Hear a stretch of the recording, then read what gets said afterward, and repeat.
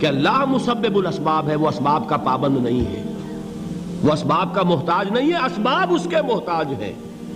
اگر یہ یقین ہے تو اللہ پر ایمان ہے، یہ نہیں ہے تو تمہارا ایمان اسباب پر ہے، وسائل پر ہے، ذرائع پر ہے، مادیات پر ہے، اللہ پر نہیں۔ اس وقت کہاں راستہ تھا؟ کوئی راستہ تھا؟ سمندر ہے اور ادھر سے لشکر آ گیا ہے۔ کلا ان معی ربی سیہدین۔ اب دیکھیے ایمان کہہ دینا آسان ہے، ہوا معکم اینما کنتم، جہاں کہیں بھی تم ہوتے ہو اللہ تمہارے ساتھ ہوتا ہے، لیکن اس کا یقین قائم ہو جائے تو زمین و آسمان کا فرق واقع ہو جائے۔ یہی بات ہوئی حضور کے ساتھ۔ غار ہے، چھپے ہوئے ہیں محمد الرسول اللہ اور آپ کے وہ یار غار ابو بکر صدیق رضی اللہ تعالی عنہ۔ اقبال نے حضرت ابو بکر کی شان میں چند اشعار کہے صرف، لیکن واقعہ یہ ہے کہ بھاری بھاری نظموں پر اور قصیدوں پر بھاری ہے، طویل ترین نظمیں اور قصیدے ہوں ان پر بھاری ہے۔ ہمت ابو بکر کی ہمت جو ہے، کشت ملت را جو ابر، جیسے بارش سے کھیتی اپجتی ہے، ابو بکر کی ہمت اور عزیمت اس امت کو اسی طرح سینچنے والی ہے۔ ثانیے اسلام و غار و بدر و قبر، وہ دوسرے تھے اسلام میں، دوسرے پہلے کون تھے؟ انا اول المومنین، حضور فرماتے ہیں سب سے پہلا ایمان لانے والا میں، دوسرے ابو بکر۔ ویسے ہمارے ہاں یہ چلتا ہے اختلاف، حضرت علی پہلے ہیں کہ حضرت ابو بکر پہلے ہیں، لیکن اس میں بڑی خوبصورت تطبیق قائم کی ہے علماء نے اور بہت صحیح ہے۔ چار کے بارے میں فیصلہ ہی مت کرو کہ کون پہلے ہے، ان کی ایک عجیب تقسیم کر دی ہے۔ آزاد مردوں میں، بالغ مردوں میں سب سے پہلے ابو بکر، بچوں میں سب سے پہلے علی، خواتین میں سب سے پہلے خدیجہ، اور غلاموں میں سب سے پہلے زید ابن حارثہ۔ بڑی پیاری تقسیم ہے، یہ چاروں ہی پہلے ہیں، ہر ایک کے لیے اولیت ہے۔ اور واقعہ یہ ہے کہ اگر زمانی اعتبار سے تعین ہوگا تو پہلے خدیجۃ الکبریٰ آئیں گی رضی اللہ تعالی عنہ، کسی اور سے بات کرنے کی نوبت بعد میں آ سکتی ہے، پہلے تو اہلیہ محترمہ سے بات ہوئی، آتے ہی پہلی وحی ہوئی ہے، ابھی تبلیغ کا حکم نہیں تھا۔ کس کو بتایا واقعہ؟ ابھی اپنی نبوت کی تبلیغ کا تو حکم ہی نہیں آیا۔ واقعہ کس کا ہے؟ وہ خدیجہ کا ہے۔ جب کہا ہے کہ خشیت علی نفسی، مجھے اپنی جان کا اندیشہ ہے، تو کیا جواب دیا خدیجہ نے رضی اللہ تعالی عنہا؟ وہ صدیقۃ الکبریٰ ہے۔ صدیقات جو ہیں خواتین، ان میں چوٹی پر خدیجۃ الکبریٰ ہے رضی اللہ تعالی عنہا، اور صدیق جو مرد ہیں ان میں صدیق اکبر ہے ابو بکر صدیق رضی اللہ تعالی عنہ، لیکن صدیقات میں چوٹی پر۔ جب حضور نے فرمایا خشیت علی نفسی، کیا فرمایا، کیا عرض کیا، کیسے تسلی دی؟ نہیں نہیں، اللہ آپ کو ضائع نہیں کرے گا، آپ غریبوں کے ہمدرد ہیں، آپ مساکین کے تکالیف رفع کرنے والے ہیں، آپ بیواؤں کی سرپرستی کرتے ہیں، آپ مسافروں کی خدمت کرتے ہیں، اللہ آپ کو ضائع نہیں کرے گا۔ یہ یقین ہے اس خاتون کے اندر۔ خیر وہ ایک علیحدہ بات ہو جائے گی۔ میرے دل پر حضرت خدیجہ رضی اللہ تعالیٰ عنہ کی شخصیت کا بڑا گہرا نقش ہے، جو وہ کوئی اور ہی وقت اور موقع ہوا تو بیان ہوگا۔ بہرحال اقبال نے ایک مصرے میں جو چار اولیتیں جمع کر دی ہیں، ہمتیں کشت امت را چو ابر، ثانی اسلام و غار و بدر و قبر۔ اسلام میں حضور کے بعد پہلے کون؟ ابو بکر۔ غار میں حضور کے ساتھ کون؟ ابو بکر۔ بدر کی رات اللہ کا رسول سر بسجود، وہ جھاڑ، وہ گھاس پھوس کی جو جھوپڑی بنائی گئی تھی، اور وہاں تلوار ننگی لے کر پہرا دینے والا کون؟ ابو بکر۔ اور اس حجرہ عائشہ میں محمد کے بعد سب سے پہلے دفن ہونے والا کون؟ ابو بکر رضی اللہ تعالی عنہ صلی اللہ علیہ وسلم۔ وہ جو معاملہ میں سنا رہا تھا غار ثور کا، حضرت ابو بکر بھی حضور کے خیال سے لرز گئے ہیں.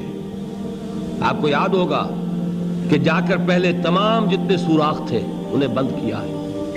ایک سوراخ رہ گیا تھا جس کو بند کرنے کے لیے کوئی کپڑا نہیں تھا. وہاں اپنی ایڑی رکھی ہے. تب کہا ہے حضور سے تشریف لائیے, اور اپنے زانو پر حضور کو لٹایا ہے. اور وہاں کسی موذی جانور نے کاٹا ہے. حضور کی آنکھ لگ گئی تھی. اس وقت اس بل کے اندر جو بھی بچھو ہے کیا ہے واللہ عالم, اس نے کاٹا ہے. اس کی تکلیف کی وجہ سے ابو بکر کی آنکھوں سے آنسو ٹپک گئے. حضور کے چہرے مبارک پر پڑے ہیں تو حضور جاگے ہیں, معاملہ کیا ہے.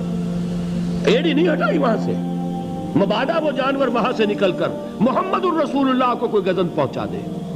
ابو بکر کی ایڑی ہے, جس طرح چاہے کھا لے, ختم کر دے, جان نکل جائے تب کوئی آنچ آئے, محمد پر تو آئے, لیکن جیتے جی نہیں.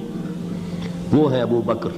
حضور کے خیال سے اس وقت حضور نے پھر اپنا لعاب دہن لگایا ہے, اور اس سے پھر آپ کی تکلیف ختم ہوئی. جیسے خیبر میں حضرت علی کی آنکھ دکھ رہی تھی, اس کو جو شفا حاصل ہوئی ہے وہ بھی حضور کے لعاب دہن سے ہوئی. تو بہرحال اس وقت انہوں نے کہا ہے کہ اے نبی یا رسول اللہ, اگر اس وقت ان میں سے کسی نے غیر ارادی طور پر بھی اپنے قدموں کی طرف جھانک لیا تو پکڑے جائیں گے. کیا جواب تھا اللہ کے رسول کا؟ لا تحزن ان اللہ معنا. اللہ ہمارے ساتھ ہے, کیوں گھبراتے ہو ابو بکر. یہ ہے ایمان باللہ, میرا مالک اللہ, میرا رازق اللہ, میرا محافظ اللہ, میرا مددگار اللہ, میرا پشت پناہ اللہ, میرا دوست اللہ. یہ دوستی ہے اللہ کی جو لب لباب ہے, حاصل ہے ایمان کا. اسی کا نام ولایت ہے. اولیاء اللہ کے سروں پر سینگ نہیں ہوتے. جس کے دل میں ایمان راسخ ہو چکا ہو وہی اللہ کا ولی ہے. جسے اللہ پر یقین ہو چکا ہے وہی اللہ کا ولی ہے. جسے یقین ہے اللہ میرے ساتھ ہے, میرا مددگار, میرا پشت پناہ, میرا ساتھی, میرا دوست, میرا محبوب, میرا محب. اللہ اہل ایمان سے محبت کرتا ہے. واللہ یحب الصادقین. ان اللہ یحب الذین یقاتلون فی سبیلہ صفا کانہم بنیان مرصوص. اللہ محبت کرنے والا, اہل ایمان محبوب, اور اہل ایمان محبت کرنے والے اللہ محبوب. والذین آمنوا اشد حبا للہ. آپ تصور کیجئے جسے یہ رشتہ ایمان یا رشتہ ولایت حاصل ہو جائے, الا ان اولیاء اللہ لا خوف علیہم ولا هم یحزنون. آگاہ ہو جاؤ, اللہ کے دوستوں کے لیے نہ کوئی خوف ہے نہ کوئی حزن ہے. اور میں بیان کر چکا تھا, خوف اور حزن کے خاتمے ہی کا نام امن ہے. زوال خوف, زوال حزن. یہ خوف اور حزن کیوں آتے ہیں بار بار؟ اللہ تخافوا ولا تحزنوا, دونوں آ گئے. الا ان اولیاء اللہ لا خوف علیہم ولا هم یحزنون, پھر وہی دو. وہ کیوں ہے؟ خوف ہوتا ہے کسی مستقبل کی بات کا, یہ نہ ہو جائے, وہ نہ ہو جائے, یہ نقصان نہ پہنچ جائے, یہ تکلیف نہ ہو, یہ غضب نہ آ جائے. خوف ہے مستقبل سے. حزن ہے یہ کیوں ہوا, یہ نہیں ہونا چاہیے تھا, یہ میرا فلاں چیز میرے ہاتھ سے جاتی رہی ہے, فلاں موقع نکل گیا, اب بیٹھے ہوئے ہیں اندر ہی اندر کڑ رہے ہیں, صدمہ ہے اور رنج ہے. اور جو اللہ پر ایمان رکھتا ہے وہ جانتا ہے ما اصاب من مصیبت فی الارض ولا فی انفسکم الا فی کتاب من قبل ان نبرأها ان ذلک علی اللہ یسیر لکی لا تعصوا علی ما فاتکم ولا تفرحوا بما آتاکم واللہ لا یحب کل مختال فخور. اس زمین میں یا تمہاری جانوں میں کوئی تکلیف, کوئی مصیبت نہیں آ سکتی سوائے اس کے کہ جو اللہ نے لکھ دی ہو, اس سے پہلے کہ وہ ظاہر ہو. جس کو یہ حقیقت معلوم ہو گئی اس کو یہ طرز عمل اختیار کرنا چاہیے. جو چیز چھن جائے, جاتی رہے, چھوٹ جائے, اس پر افسوس نہ کرو. کس نے چھینی؟ دوست نے. دوست کے فیصلے پر شکایت. دوستی کو بٹا لگا رہے ہو, سرے تسلیم خم ہے جو مزاج یار میں آئے. اگر دوستی ہے تو پھر تو تمہیں گردن جھکانی چاہیے کہ ہر چہ ساقی ماریخت عین الطافست, جو بھی میرا ساقی میرے پیالے میں ڈال دے اس کا کرم ہے. جو اس کی طرف سے آئے اس پر کوئی رنج نہیں, کوئی صدمہ نہیں, کوئی غم نہیں, کوئی شکایت نہیں, کوئی شکوہ نہیں. اور جو ہوگا وہ اس کے اذن کے بغیر نہیں ہوگا, اور اس کا اذن ہوگا تو یقیناً میرے لیے خیر ہی خیر ہے, چاہے وہ ناگوار شے ہو, بظاہر مجھے اچھی نہ لگ رہی ہو، میری شارٹ سائٹڈنس میں مجھے وہ نظر آ رہی ہے کہ میرے لیے بری ہے، لیکن قرآن نے کہا ہے عسیٰ ان تکرہوا شیئا وہو خیر لکم وعسیٰ ان تحبوا شیئا وہو شر لکم واللہ یعلم وانتم لا تعلمون۔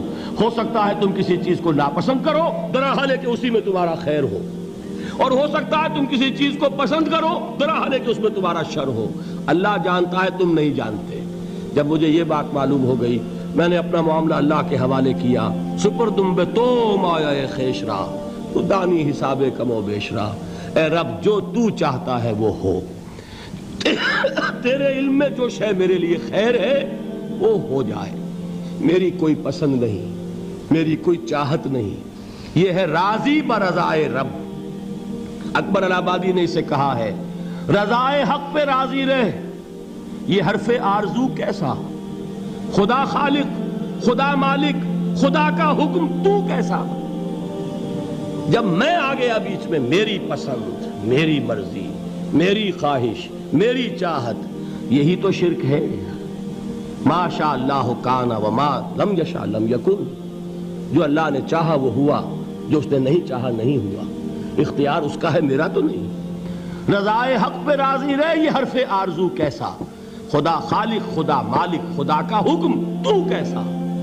اقبال نے اسے کہا ہے فارسی میں، اب آپ کہیں اس کا ترجمہ بھی کرو تو وہ مجھے ذرا اس وقت کچھ بہت ہی بدذوقی کسی بات نظر آئے گی۔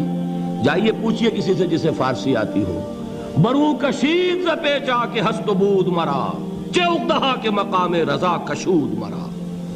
مجھے تو تمام پیچ و خم سے نکال دیا اس مقام رضا نے، میں راضی برضائے رب ہوں، جو فیصلہ اس کا میں اس پر راضی۔ تو کہاں کا حزن اور کس کا خوف، یہی زوال حزن اور زوال خوف، یہی ہے امن، یہ نتیجہ ہے ایمان کا۔ تو جان لیجئے یہ ہے لب لباب، یہ ہے حاصل ایمان کا، یہ ہے تو ایمان ہے، یہ نہیں ہے تو ایمان نہیں ہے۔